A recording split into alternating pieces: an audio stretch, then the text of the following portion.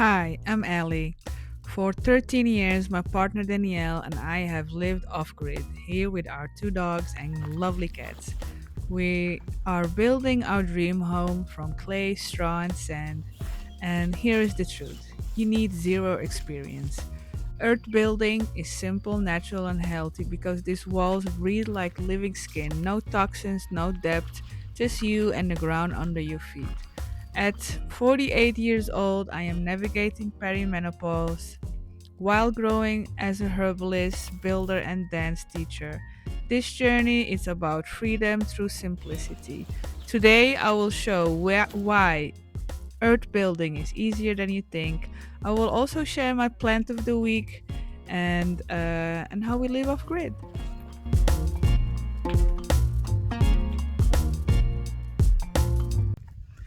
Good morning. So, I'm here now going for a walk with the doggies and my cat also. She decided to come with us. She does that sometimes. Only the mother does that. Sometimes the other ones also do it, but that is like once in a while. But she is used to take a walk with us, and so she goes with us, which is really really cute. And there's Missy. Gopher is somewhere behind. So yeah, I am taking a walk, my morning walk with the doggies, and today's vlog. It's gonna be a busy day.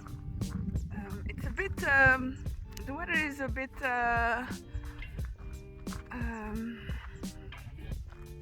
Very cloudy, and it's good for filming though. But they're predicted to be a heat wave, but it's more like a stuffy weather, like stuffy.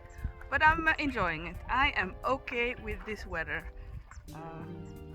Now, at this time before that, I was like really happy with because it was really hot and I was not okay with that. I preferred a little bit of the cooling weather. But now, I don't know. I think because I'm going through perimenopause, I like the heat. You would think it would not be so, but just bring it on. I am so fed up. It was a cold winter this winter, rainy, and I'm a very cold person. So for me, love this nice hot weather. So today's vlog, I am gonna take you with me. I have some cobbing to do with my natural building. I have to collect some clay. I have actually a lot of cooking to do also. The prep meal for 3 days and cooking for the dogs. It's and also I also have the plant of the week, and that's gonna be Plantago. That's what I'm gonna talk about. Amazing plant. I love that plant so much. I think if you go and live off grid, or you're just gonna go to a countryside place, that plant is like good for so many things. It's like an emergency plant. So yeah, I'm gonna talk about that plant. And yeah, so I'm gonna take you along with me today. I'm gonna go for a walk right now, finishing it up, and then gonna do my workout. I started to pick up my workout, and hopefully I can stick with it because I stop a lot of times because of injuries or my chronic perimenopause aching and inflammation. It makes me stop, so I'm really committed to keep on going, because the very important thing about going through this phase is to keep on moving, and which I do. I have a pretty active life, but it's not enough. It needs a little bit more. So and yeah, we're gonna be very active with the building of the house because we do it all manually. That keeps me also pretty active. So yeah, I'm gonna finish my walk right now and then enjoy my walk, and then see where the cat is. I think she stayed behind. Yeah, that's what she always does. She comes like halfway and then she stays behind. She sniffs something and she's gonna stay there. So yeah, see you in a bit.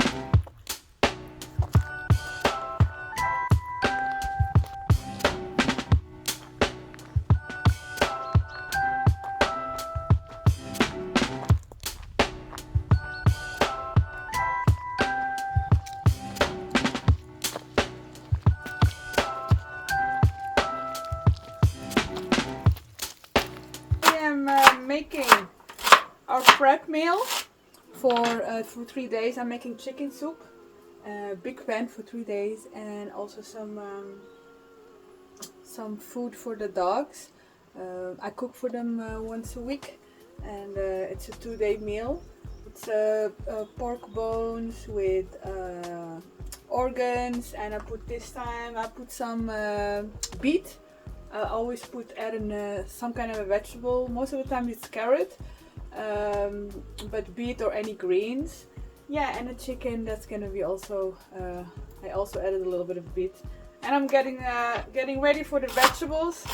I already had my breakfast, and I'm obsessed with this breakfast that I'm eating right now. It's oat pancake. Normally, this is of a friend of mine. It's from my recipe, but she made it in a different, smaller versions. I made normally a big oat pancake, like in a pan. But these ones are so cute, and I'm just really in love with them. I'm obsessed with those. I'm eating them for I don't know, 6 days in a row. Just those pancake oats with some eggs, and I'm good to go. So yeah, and we're making chicken soup. I have a lot of vegetables that I need to use, and that they're old, and I need to put everything in one pan. So yeah, it's gonna be a nice chicken soup, and normally we add it like with, I think you call it grilled toast, or tosti, so grilled cheese toast. So that's really nice. I really like that. We add a little bit of tomato with that. Put it in the oven, and then a big bowl of chicken soup. I'll be good to go for 3 days, so I don't have to think about it. So while the food is cooking, I am gonna start already collect the sand that I'm gonna need to make the mixture for the roundhouse, to build up the walls, which is gonna be made of sand, straw, and clay. So we have now a new load of sand. We did it this time we did it a little bit differently, because what we noticed with the other load that we had is that the cats love to go there and do their business, and also that if you don't put a good plastic under it, plants are gonna start to grow and they're gonna make roots, and it's just to collect the sand is just a hassle. So what we decided is to buy a big plastic, big plastic, to put it. So before the truck came to offload, is it offload? Unload the sand, we put it already on the ground, and then he unloaded the sand. And then when he left, we still had a left over, and then we folded over it. So it's covered from under and from on top. And yeah, and it's way easier. The sand is nice and clean. There's not so many plants. There's no plants at all. The cats are not getting in there because it's covered with plastic. So yeah, that's something we learned from it.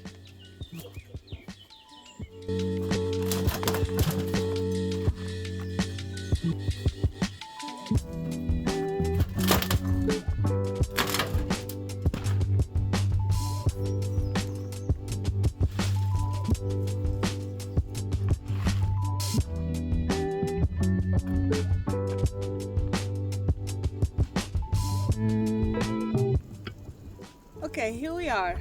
This is a place in our land where we have clay, and it is where we collect the clay. So now it's a bit warm, the summer is starting, so the clay is more drier. But for example, like 2 weeks ago, it was very soft and it was easy to get. So this is where we take the topsoil out, and the topsoil, yeah, it's like this.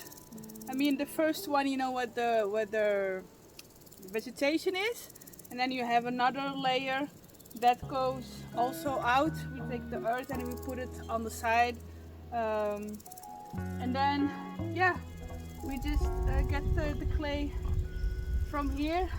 We use this thing, I don't know how it calls, but we just bring it out or hit the place, and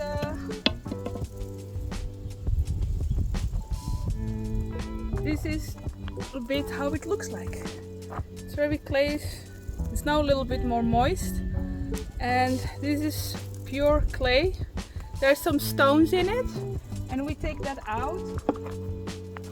We take as much stones that we can get out of this, and then but sometimes you have layers which is just like only clay. You have here and there some stones, and then when I hit the part where it's like a lot of stones in it, because then you have to take the stones are out of it. It takes a lot of work, and then I change a little bit from where the clay is. So we have a big area over there that we took clay out.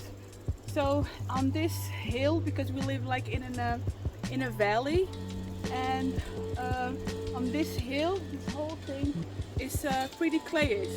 If you go there by the roundhouse where we build our house, there's not so much clay. So you really have to look where it is, and it is a spot where we are collecting it. So what I'm gonna do is I'm gonna collect this for tomorrow, and then I'm gonna put it in water, and then tomorrow I have already the clay ready, so I just have to mix.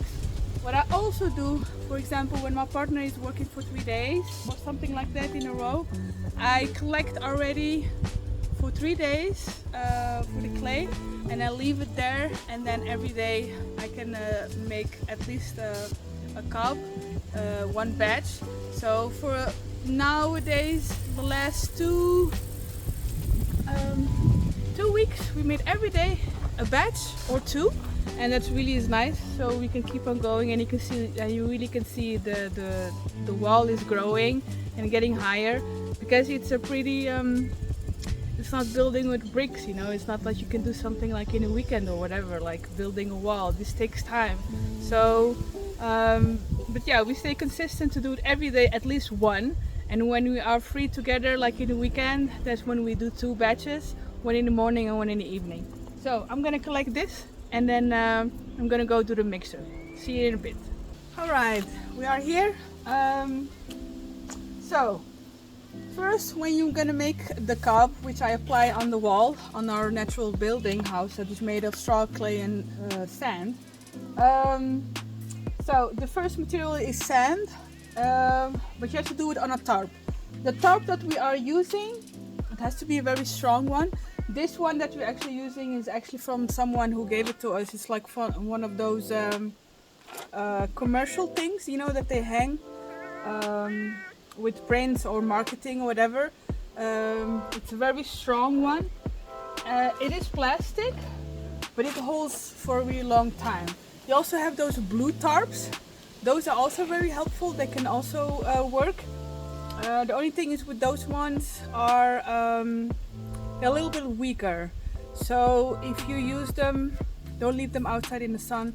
So you can better, if you use the blue tarp, use it, and then after you finish, then put it somewhere in the shade, but not in the sun. Otherwise, it's gonna evaporate eventually, and we don't want that. So, but for example, those companies, I don't know how you call them, but the ones that they make like parasols or those things, the shade that comes out of the window, you know. Or they make also commercial prints, also those big commercial prints. Those ones, they also have really nice good material. That is what we're using, and that one is really strong. We are doing it for many years, so it's holding up really well. We also cover those. We use that material. We use it to cover sand or other stuff, and they are pretty resistant. So the first thing that you're gonna do is put the sand. That is the first one, the underlayer.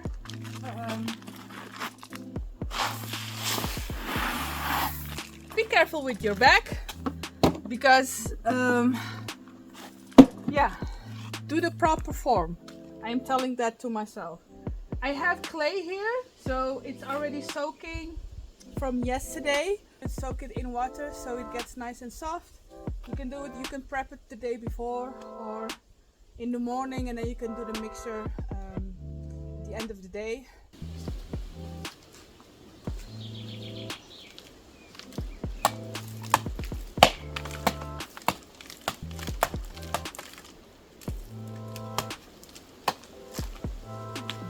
Okay, here we are. I'm gonna go and make the cob. I'm gonna put these shoes on.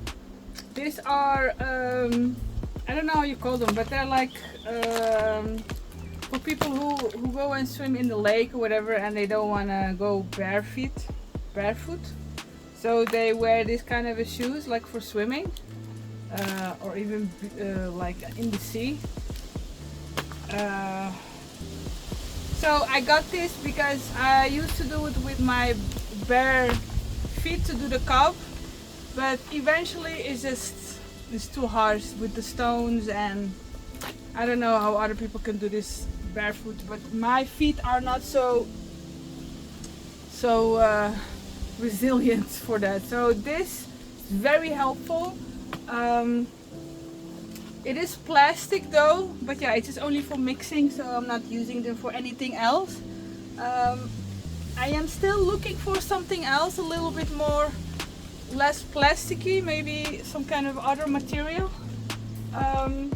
But it's just really nice. You can stamp on the thing, you don't feel anything under your feet. So yeah. Anyways, so we have the tarp, we have the sand, and now the clay. So what we do is we put the clay in this kind of a tub, and we put water in it from yesterday or this morning. So I'm just gonna put it over it.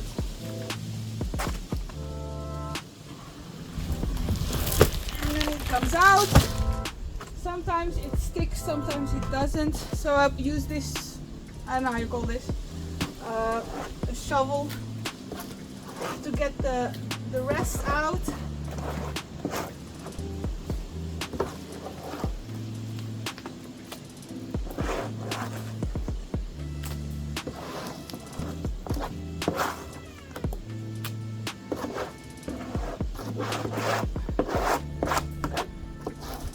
So the last part, and we're done. I get the clay also out, and I wash this thing, which I don't know how you call it. Rinse it with water, so, and let it dry so it doesn't rust.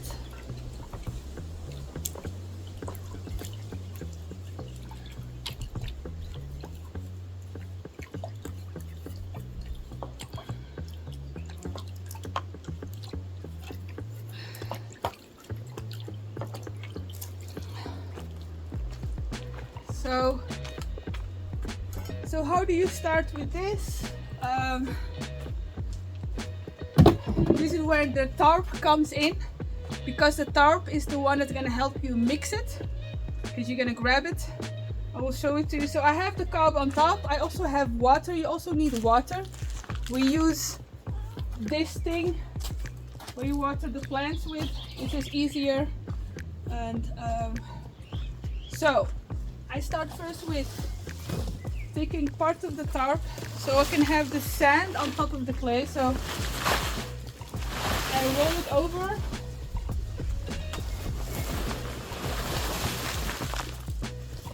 That's it.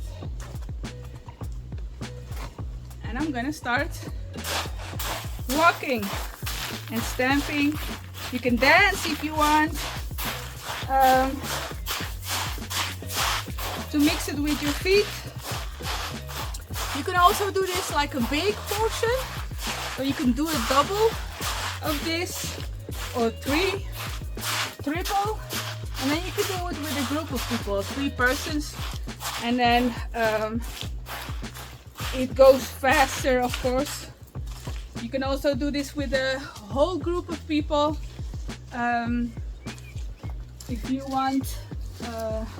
That happens a lot with this kind of a building. It's like you get like a big group of friends or workers or community, and it's also helpful that you can arrange something like that and you can make a nice day of it, you know, because people really like to work with this, with clay and earth, and it will help make your building a little bit faster. For us, it's just me and my partner Danielle for now, but maybe in the future we could invite some friends to make some cob. So as you can see, you just go back and forth. This is not mixed yet. So for example, if I pull from this to this side, which that's what I did, or from the other side, now I'm gonna go do the opposite. So I'm gonna go this side. It's faster to mix, and you go from one point to the other point. It's still drizzling, which is nice and cooling. All right, the clay is wet enough to get this going. Ooh, it is raining.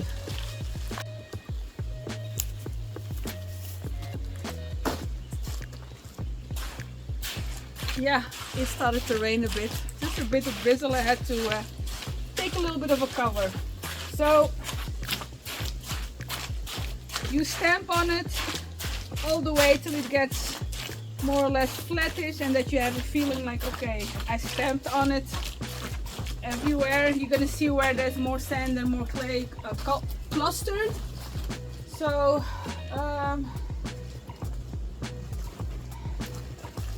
you will get a feel for it, how to make this mixture.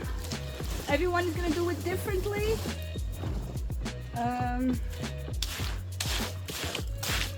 Because this is still, you work with your feeling also, how it feels, if it's a good proportion. How do you know if this is a good, what is a good cob? Is when you hear the sand, this sound, that's a good sign. And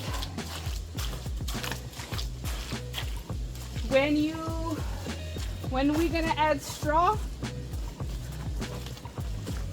when you know when you're ready, is when it's gonna hold everything together. I have a trick for that. At the end I will show it to you. When I know, like, okay, there's enough straw in here, the proportion of the sand and the clay, it depends on your clay. You're gonna have to test how much you do. In our, it's two by two clay, 2 buckets of this portion is 2 clay, 2 buckets of clay, and 2 buckets, well, it's not all the way to sand. And your clay could be different and your sand could be also different. So you have to, it could be 2 clay or 1.5 clay and 2 sand could also be. So you're gonna get the feel for it. So it's almost mixed, the clay and the sand. I'm just gonna do one more turn, and I feel like it's good, pretty good mix.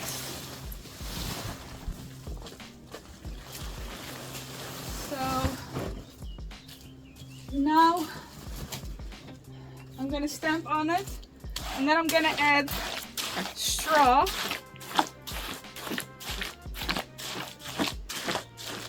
I'm not gonna stamp too much on it because I want the straw, when I'm stamping, I still have something to stamp on. Okay, I'm gonna add some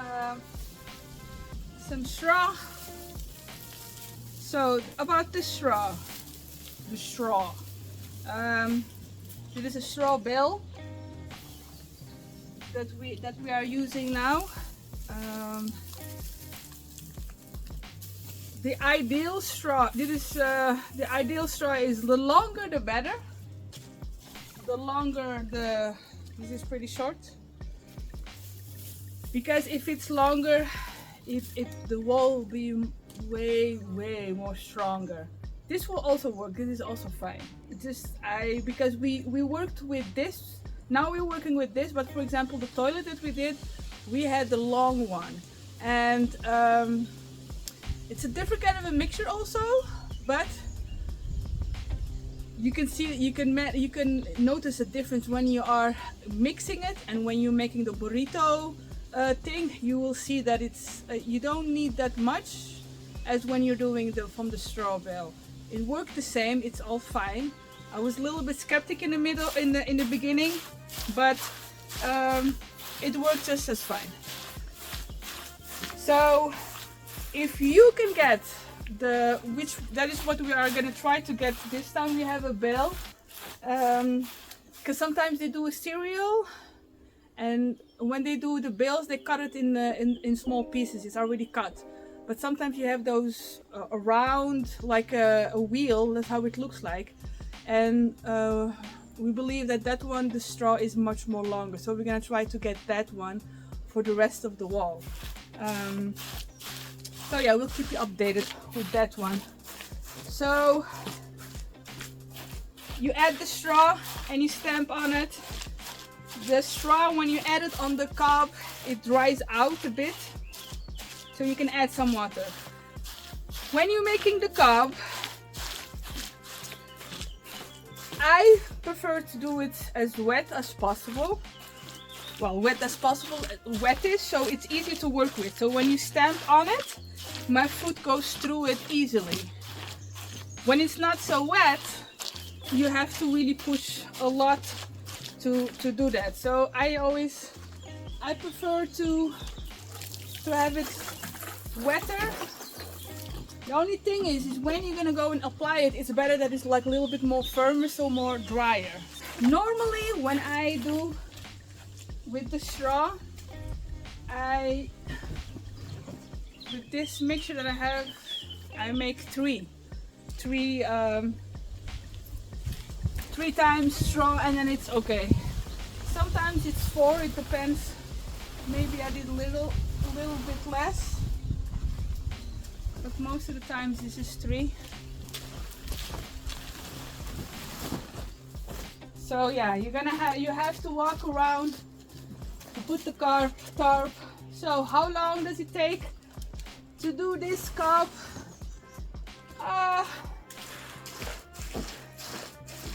Half hour. If everything is okay, the mixture okay, the proportion is alright, half hour, yeah, you can definitely do this.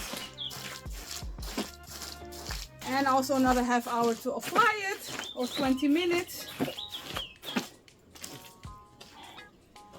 Just gonna add a bit of water.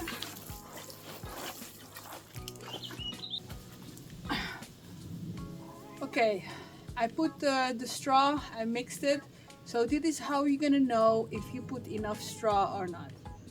And Louisa has also something to say, right? So how do you know? When you put your fingers on the burrito and you pull, and it's very hard. It's not easy to pull it away. Look, I'm pushing really with a lot of force, and it's not coming so easily out. When it's like this, that is when you know there is enough straw. And of course, when you have that nice crunchiness, that you know the proportion of the sand and the clay. If you don't hear, let me just bring it close. You can feel, or you can hear the sand. When you hear the crunch crunch, then you know you have the good proportion of clay. Because otherwise it's going to be just too much clay. I guess also when I'm gonna apply it on the wall. I don't know if you can see me here. Maybe it's better here. So what I do is I make that's where the name cob comes from. Cob loaves. It's like when you're making bread. This is how I hold them together. And then I make a lot and then bring it to the wall and then apply it over there. That's how I do it. So this is how I make my cob. I'm gonna apply it. I'm gonna make another video about how to apply it. That will be another video. So yeah, if you wanna see that, subscribe and put the notification so you know when I'm gonna upload the new videos every week. And for the rest, if you have any questions, feel free to put your questions on the comment below. And so yeah, this is the straw and clay and sand that's gonna be my wall, and I'm gonna mold it, and it's just really great that I can just make this with my own hands, and Mother Nature is just giving me all this to make my own home. So yeah, really fantastic. The plant of the week is Plantago lanceolata, so commonly known as plantain.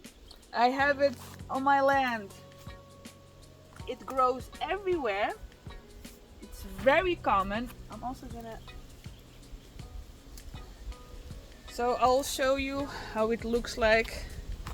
I will also show some images.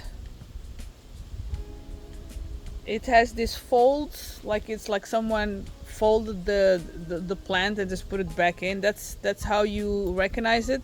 This is just regular weed or grass, or I don't know what this is actually, but how you call it. So there's a difference. So you don't confuse it with... So this is what it is. It has like this folds on the back. So this is plantain. And this grows everywhere. It's everywhere in the world it grows. It's very common. It's very used for centuries.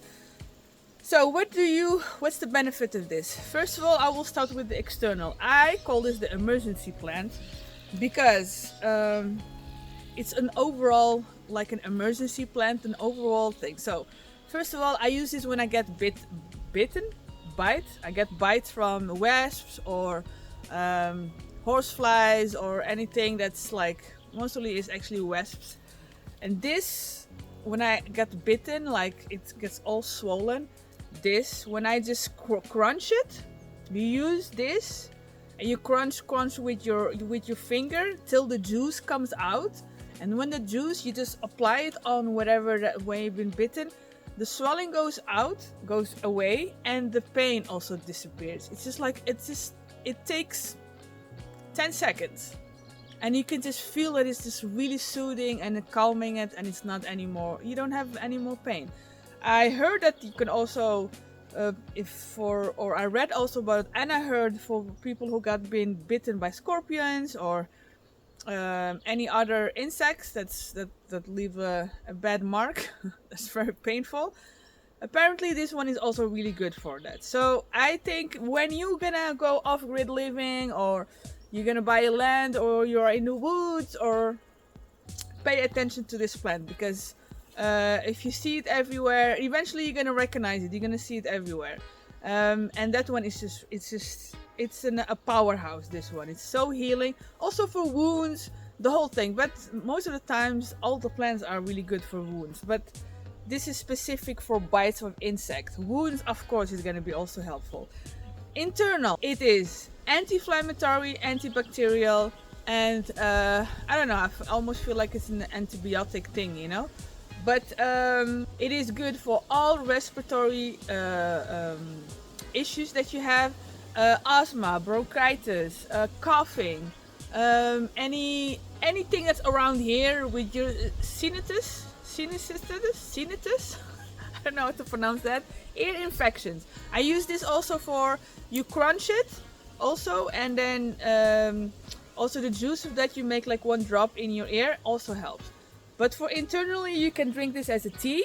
So as an infusion, you can also make a tincture with this. I have also tinctures. That is my emergency. Like if I just need to take it very quickly instead of looking forward and making infusion and just take it. Or if I'm traveling, it's also really good to make tinctures of this and to have it in your bag or whatever. If you're traveling, it's also always good to take this with you. And so asthma. What else? If you also have allergies, chronic allergies, also helps with that. So the respiratory thing, it's all good for that. When you have a fever and you're going through the flu, this is like a staple that I'm always using every time. It really is good for my immune system, and it just kills all the bacteria that I don't want them there, and it does it in a very harmonious way. You can also make an infusion, oil infusion. So for example, if you're gonna go and travel and you need if you get bitten by insects, you can make an infusion with oil, and then when you've done that, then you can just add some beeswax or some shea butter, and then it's gonna be a balm, and then you can just take it with you. So every time you get bitten, it will help soothe and relieve the pain. What else? Yes, the last thing. What else is what I do as for herbs, green herbs. My thumb rule is I get a handful of herbs and I use it with 1 liter of water. So that means you just boil water, you put the herbs, you can crush them. I like always to crush them open to get the juices out, and then to pour hot water over it. And then for me, like I always do that, and I'm good. Just a handful of herbs, not roots, not seeds or anything. I'm talking about greenery herbs. A handful. When they're dry, of course, that's a bit. I don't know. I think it's all good. I don't think you can overdose on this. It's a very soft, easy plant. You cannot overdose it, so you can just take it. So tea is also great. I used to drink this especially when I have a fever or if I have a cold, and it's just nice to drink the warm tea. And the tincture, I use it only for emergencies, or I just don't have time to make a tea or whatever. I just want to take it in. Then the tincture is really good for this. So that was the plant of the week, Plantago lanceolata, and I hope it was helpful. And look for it. I hope you can. I'm curious if you know about it. If you do know about it, if you find it, and let me know on the comment below. And for the rest, that's it for the vlog of today. And hopefully to see you next time. Ciao, ciao.